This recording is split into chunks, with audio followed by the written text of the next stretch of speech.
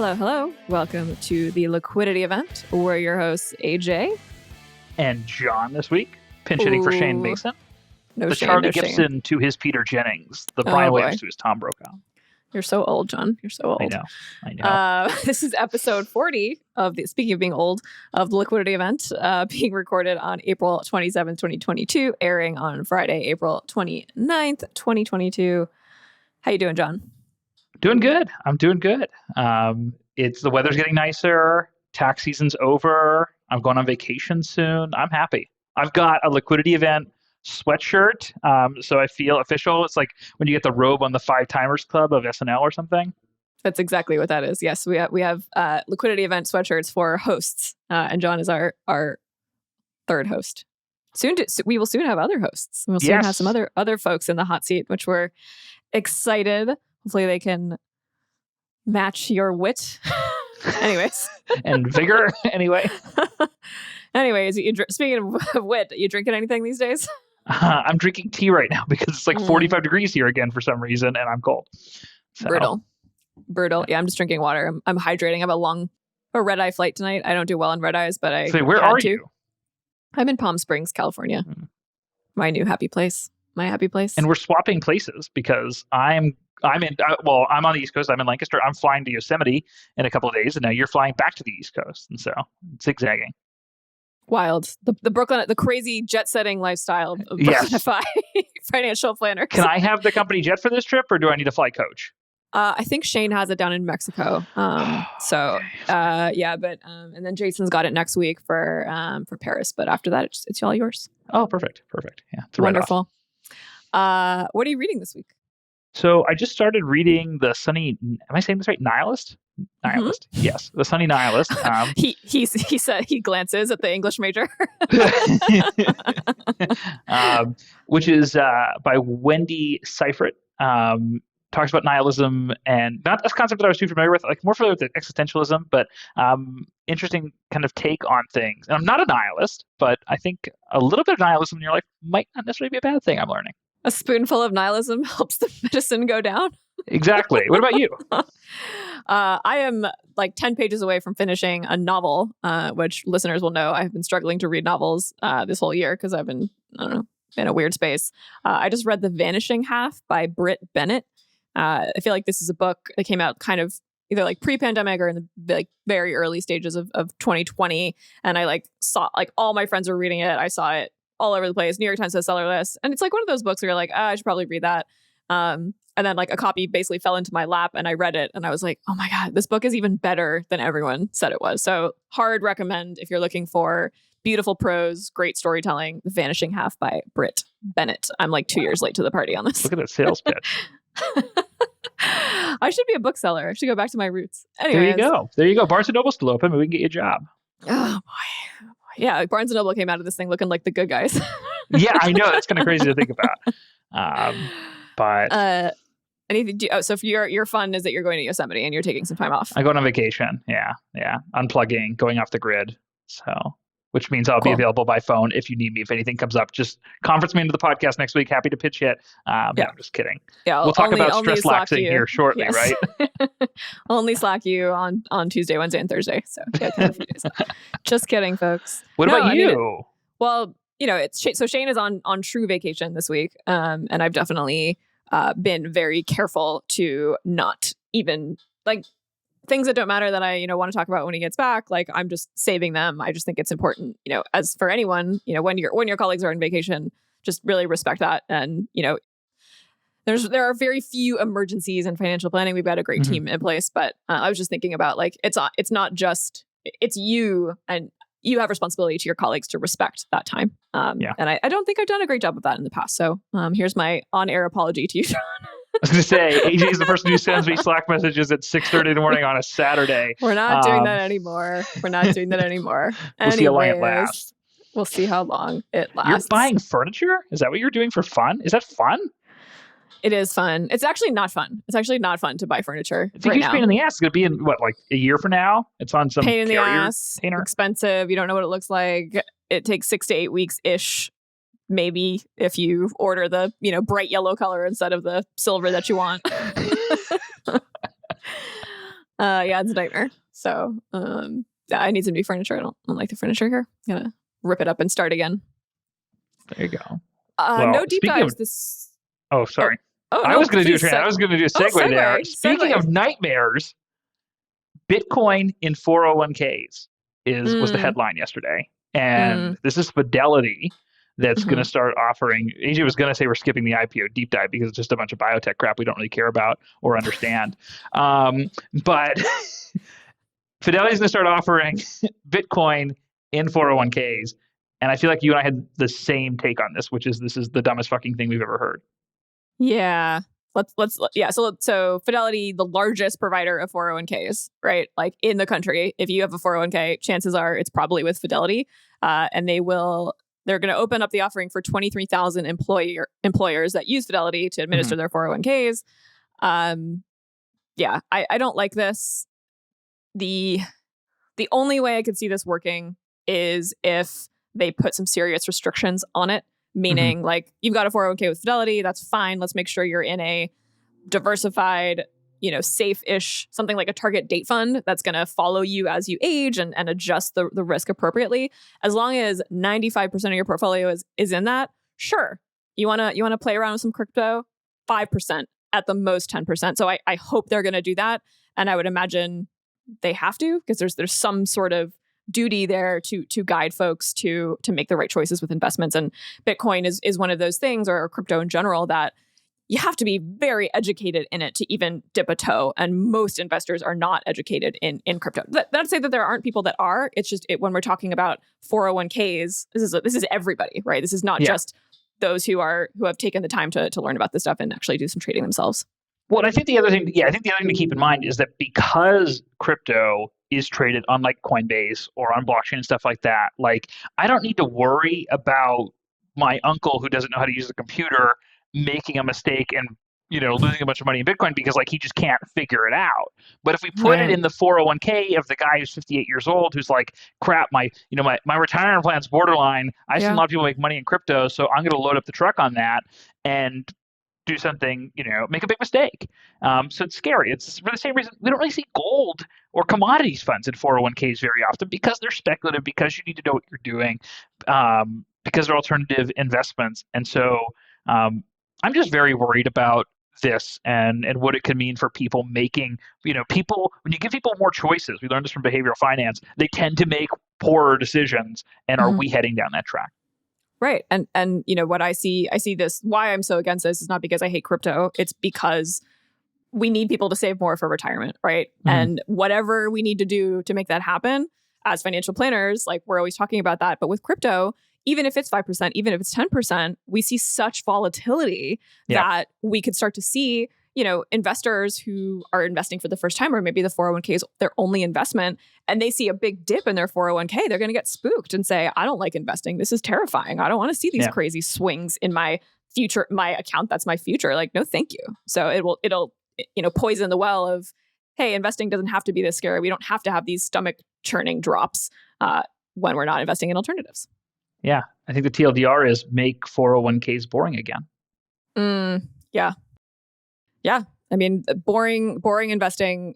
We need a better word for boring. I say boring to potential clients all the time. And I'm like, well, I'm really doing a good job of selling this. Boring's good. March of 2020. Boring sounded great. I wanted some more boredom in my life. Going back to that. Being bored is nice. Yeah. I struggle with boredom personally. And I get it. People are always looking for it's that FOMO. And I think this Fidelity move is FOMO. They're trying to be first. We want to say, hey, you might think of us as like stuffy old fuddy-duddy Fidelity, but we've got some crypto traders to help you out. Well, it seems like there's a lot of people that are bored because fraud and scams are running rampant these days. By the way, I worked on my transition game since the last time I was on the podcast. If you couldn't tell, I just want to shout out myself. I took a long weekend last weekend. I took a couple days off. I've just been talking to myself, preparing for this. Preparing your transitions. But we've got one here with Zelle. And for those of you who aren't familiar, Zelle is kind of like Venmo payment transfer app. have you used Zelle Pay? I've never used it. I have used it. I actually used it last night because I was sitting with someone who could not figure out Venmo. So we switched to Zelle. Oh. Yeah. So Zelle, I think, does Chase own them? Did Chase buy So Zelle? it's a consortium of banks that Okay. has funded Zelle to make it easier to transfer money between people. But apparently, there have been 18 million Americans that are defrauded annually with digital wallets on these payment apps in 2020, according to research. And essentially, banks are required under something called Regulation E. If a transaction is fraudulent, they're required to make you whole. But if you approve the transaction because you're being duped into approving it, what we're finding out is that some of these banks are denying, not making you whole. And so Senator Warren, some other folks have, kind of raised a stink about this after the New York Times had an article on it. But, I'll be honest with you, call me a maloomer, but I don't use them. I don't Yeah. Venmo. I don't Zelle. I Venmo, I Zelle. I use it all the time. I think it's great for small businesses, especially for service businesses. If you're a personal trainer, a therapist, a gardener, and, it's just a great way to get paid. And a lot of these companies, my devil's advocate and my pro for Zelle and Venmo is that this is where small business is happening, right? This is where businesses are getting launched. It makes it easy to get started. You don't have to have a fancy payment system. And they're not taking a cut if Zelle doesn't charge anything, unlike Amex that's going to take 3-4% of it. Yeah, exactly. It's like a scammer, like scams are, I feel like scams are always a threat. Right now they feel very prevalent or more prevalent because people are home more, they're reading more, they're clicking more links. It seems scary. And it's just gotten so much more sophisticated, the scamming, the spear phishing, those sorts of things where it seems real, but it's not. So caveat emptor, buyer beware. Yeah, I mean, I'm a new homeowner, and the amount of junk mail that I've gotten that looks like real mortgage information or real home warranty information or real title insurance information, you have to really scrutinize these postcards. I mean, I got a postcard that looked like it was from the USPS that said, call, you have a package, here's your second notice. And it wasn't. And I, as a financial planner, I don't trust anything. So I Googled the number, and turns out, here's a Reddit forum about this mail scam. And, you get all of these things in the mail that, appear to be something else. Like our clients all the time will say hey, I got this weird notice from TD Ameritrade. Was that you guys? And we'll say, yes, and by the way, please always feel free to reach out to us to make sure it is us. So I don't have a hot take here other than tread lightly, folks. Google phone numbers, Google websites before you give anybody any personal information of any kind. And remember, they will never ask you for your password on the phone. Speaking of scams, no one is safe. No one is safe. The Bored Ape Yacht Club, popular makers of those, I find, hideous NFTs, were hacked via an Instagram phishing link. And they stole about, some people were reporting $1 million, some people were reporting $3 million in other folks' crypto wallets. So, I don't know. It should be hard to move money around, right? It should be hard to move money around. That's why banks exist. Someone can just pop in there, grab your, liquidate your wallet because you clicked on an grab Instagram your link. Ape NFT, and you're screwed. You're screwed. I don't know. I'm not even going to pretend to understand. I'm single these days. I'm just trying not to catch an NFT. That's my concern. That was a throwback to my favorite tweet of all time. Anyways, what else do we have? Leaving the exciting future of the internet and returning to the past, the origins of the internet. CNN Plus, the short-lived subscription streaming service, is dead R.I.P. after just 1 month. I didn't realize that. I didn't realize that. And they hired some big names: Chris Wallace, Casey Hunt, Scott Galloway, Professor Scott, who we follow. But I mean, I don't know who thought this was a good idea. Who the hell is sitting around saying, I need more CNN in my life, and I'm going to pay $5.99 a month for it? Yep. I mean, you. No, I mean, I don't want. No, thank you. I read my news. It takes the emotion out of it. I agree. I mean, I miss cable. I'm so sick of the the Netflix news last week, which we actually are not talking about here, which we should, which is pretty big news. It's just, Netflix reporting a big drop in subscribers, stock price plummeting, layoffs, kind of chaos at Netflix. as they raise prices, as people are sharing passwords, for the first time ever, they saw subscribers drop. People are kind of sick of it. Like, I want to watch last night I wanted to watch Diamonds Are Forever, a James Bond movie, and it wasn't on Netflix, it wasn't on HBO, it was on Amazon Prime or whatever, and I paid $4 for it. And I was like, oh, that's fine. That feels like cable though, right? Netflix used to have so much. It used to have The Office. It used to have The West Wing. Now I have 5 different streaming services that I have access to, none of which I pay for. This is the Maloomer Mafia. By the way, folks, a Maloomer is the Brooklynify term for a millennial who displays boomer-esque tendencies. Like not being able to print a PDF or complaining about the cost of streaming services. So no offense, boomers. We love you. We just like to make fun of us, so we make fun of you. So yeah, and thanks, Mom, for keeping me on the Netflix account. I appreciate that if you're listening. But yeah, the Netflix news doesn't surprise me. And the whole point of Netflix is that you can share your password with a whole bunch of people and share your account and do that. And if you're going to shut that down, you're going to piss a bunch of people off, if you ask me. Yeah, I think Brooklynify has a Netflix account that I think Will one day we found out that Will, our controller and who does our client accounting services, we found out that he didn't have Netflix. We were like, what the hell? I think I might have been a little drunk, and Shane and I were like, here you go. We got a Brooklynify Netflix account. So maybe that'll get shut down, unfortunately. I don't know. The whole streaming thing, I've just set up my credit card here. Like, you get a new smart TV, you got to set, I don't know. I feel like I'm a Maloomer complaining about nothing, but asking people to pay $6 here, $8 there, $14 there. It gets expensive. It's expensive. And it's just annoying. Yeah. I'm more of a fan of like the whole, like I use YouTube TV instead of cable, which I'm a big fan of because that's easier to kind of take with you. But yeah, it's all over the place. It's, if you want to watch a variety of things, you've got your Peacock, your Hulu, your HBO Max, your Netflix, your Amazon Prime. Those are just the ones I have. Yeah, it's interesting though, because it's like, why do they shut down after a month? It's like, well, actually, because there was an acquisition and the new CEO has a different vision for the company, which is that they want to put all the company's brands onto one streaming service, which is another streaming service. Like, it's so hard. It's like the average consumer doesn't care if you're CNN or CBS or Netflix or HBO. They just want something that works and is easy. And my hypothesis of why Netflix was so successful is that Netflix is, shout out to their hundreds or thousands of engineers. Netflix has incredible user experience. You play, you fast forward, the next one plays. All of these other streaming services suck. Like, they're terrible. And like, to be honest with you, I mean, I've been using Netflix for, 10, 15 years now. And like, it hasn't changed. Like, it's just as easy to work. Like, it looks the same. And like, there's something to be said for that. You don't need to reinvent the wheel. It just kind of happens. True. All right, give me an A+ segue. So, oh God, I don't have a good one for this. Speaking of big companies, we've got one here. The Trade Desk CEO just got an $830 million stock grant to basically try to take down Google and their whole their dominance of the advertising space.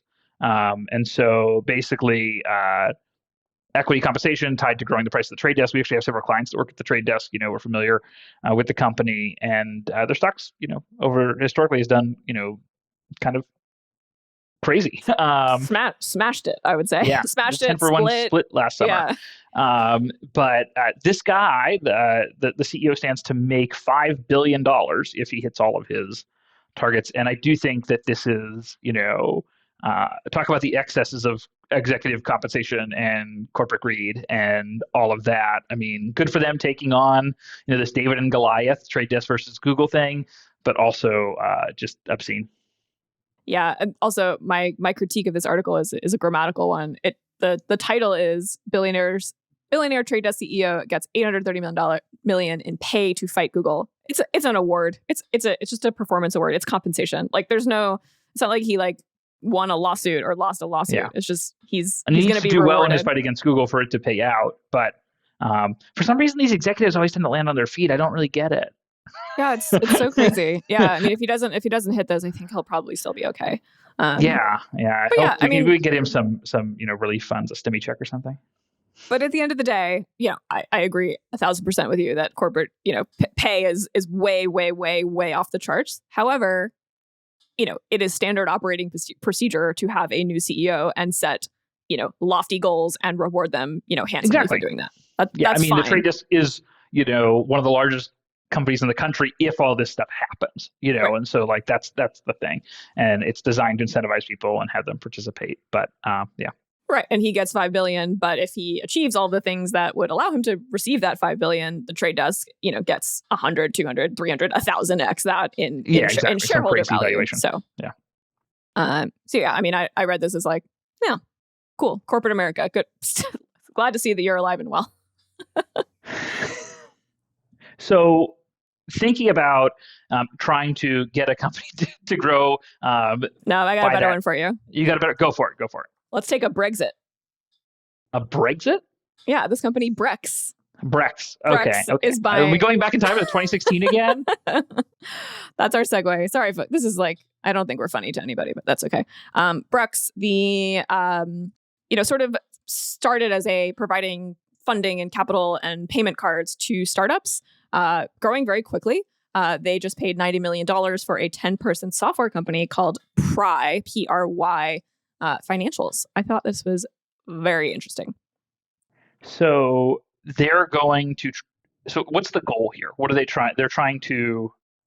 The goal is that so Brex was they're like a startup focused on startups. That's their thing. They provided basically corporate credit cards to small and medium businesses. Right. That's where they started. Okay. Now they want to be like the replacement CFO for a startup. Like you're a startup. Got it. So they're going to leverage the analytics with the spending data and all that stuff that they have. Exactly.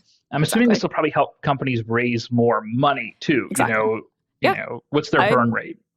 I love this because it's, I also like that it allows, if they can pull it off, it allows founders who don't have a financial background to rely on tools where they don't have to, use money to hire a CFO or hire a consultant. Everyone should have an accountant, of course, folks, right? Everyone needs a CPA. Yes, exactly. But this kind of like financial modeling, I feel like it puts a lot of people off. I'm going to go ahead and say it puts a lot of women off. They're kind of, hey, I didn't study this in school. I don't know how to do these financial projections. Bring on Pry. You can load into your data. It'll put together, a report that you can use to then go raise capital. So I think this is, I'm very pro this. I looked at Pry briefly. It looks like cool software. It looks a lot like the financial projection software we use. Happy to have but more targeted towards a business audience and business cash flow. Sort of and targeted towards people who, don't know how to do startup financing and, targeted towards a which raise. is most people. Which is most people. Right. Exactly. Like, what are you trying to accomplish with this projection? Are you trying to raise, $100 million? Are you trying to show growth? Are you trying to show a path to profitability? Yada, yada. Probably all of the above, honestly. But yeah, this is cool. I'm into this. Brex is a very cool company. I imagine we'll be hearing a lot more from them over the next 2 years. $90 million for a 10-person company. Must be some lucky folks there with a nice exit. It's a nice liquidity event, you could say. I would imagine they have to stick around for a while to make sure that it works. You don't want to pry them away from there. Ooh, burn. There we go. Burn. I want to talk about relaxation or stresslaxation. I'm excited about this article, which I think is one of the ones you couched from last week from your conversation with Shane when he sounded like he was half dead. And, Yeah. Also, listeners, thank you for your concern about Shane. He was fine. He was just hungover after his He was fine.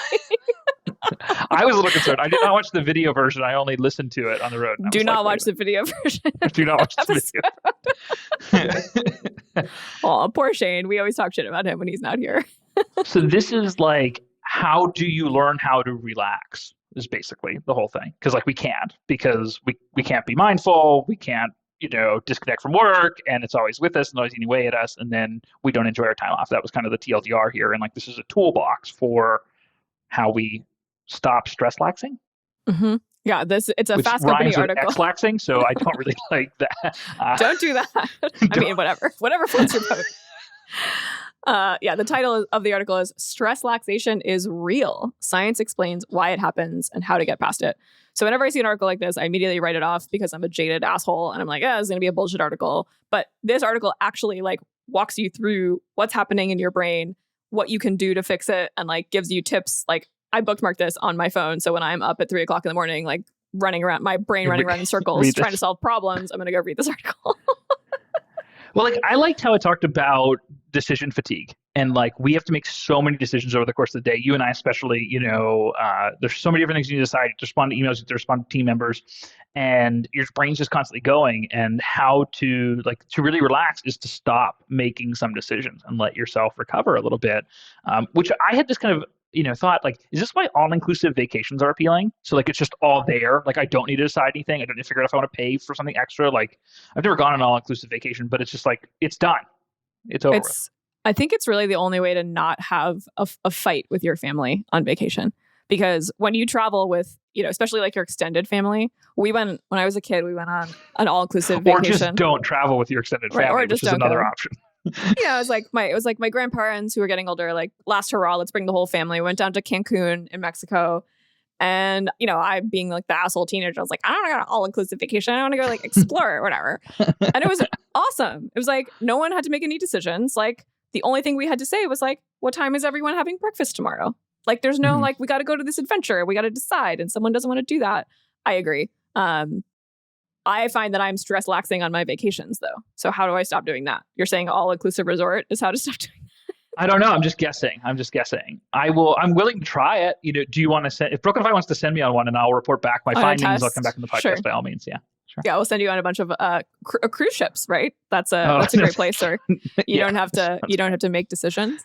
But yeah, I mean, stress laxing is COVID and be stuck on them forever. Great.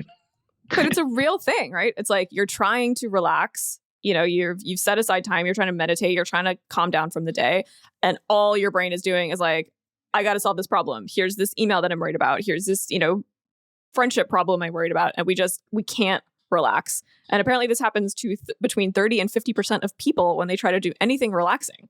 And, stress symptoms. I thought that percentage would be higher, to be honest with you. I know, right? It just seems a little bit low. Yeah. Who are those people? Yeah. I make up most of them. Yeah. And stress symptoms of such as rapid heartbeat and sweating. Yeah. I do a bit of that. Sometimes. I like to call that Tuesday. No. Oh boy. I'm kidding. Ooh, let's bring back a fun feature of podcasts of yesterday. Yes. The no-brainer. You have a no-brainer for me? I do. I am all about the whiteboard these days. And so for the worst Christmas, no-brainer ever. I got a 3x5 whiteboard. It's on my wall right over here. I'm not going to turn the camera because I look like the Pepe Sylvia scene from It's Always Sunny. But track your goals and your wins and what you're working towards and have something to look at. Put it in your home office. They cost like $50. You drill a hole in the wall, whatever. And I am team whiteboard. If you want to do it virtually, I recommend Miro. We love Miro. Mm-hmm. But there's something like cathartic about checking things off on there and having different colors. I don't know, but maybe it's just a phase. Maybe it's a Maloomer thing. You like to see your goals there, and you like to checking boxes. I don't know what the research is there, but anytime where you get to say like I did that, or you cross off your to-do list, we use a tool at Brooklynify called Carbon, where clients check a box when they've done something. And I've heard folks complain about the checklist, but a lot of folks are like, wow, I love that checklist. It's like, oh, I did all this shit you asked me to do. I uploaded all my stuff. Can I have a gold star on my homework now? Yes, you absolutely may have a gold star on your homework. And the annoying reminder emails stop when you check those boxes. So that's also the little dopamine hit. What do you got? Do you have a no-brainer? Yeah, go on a fucking vacation, John. I am. Bye. No, I mean, this is a cheeky one. But yeah, it's, especially for if you are working a seasonal business like we do, it seems like our season lasts from September to April with year-end tax planning and then actual tax filing. But yeah, just taking time off, recharging, getting away from your colleagues, no matter how much you adore them and love spending time with them on Slack. It's just important to just be do your own thing, not think about work, not be, we all have stressful jobs. Anyone who does not have a stressful job, I think they would be lying. Every job is stressful. Yeah, no, I think it's so important to unplug. We shut down the office last Friday, give the whole team the day off to get a little break, and it's so important. So this has been fun. So happy to have you on the pod, John. Always a pleasure. Love the sweatshirt. Love that I've made I think this is my fourth time at the 4-Timers Club. So glad to be here. I was going to try to think of a contest where we could send someone a sweatshirt, but I'm not ready to do that. Stay tuned for that in future episodes for a very exclusive 3. There are only 3 in existence right now. Thanks for listening. Ooh. This has been the Liquidity Event. You can find us at brooklynfi.com/episode 40. See you next week.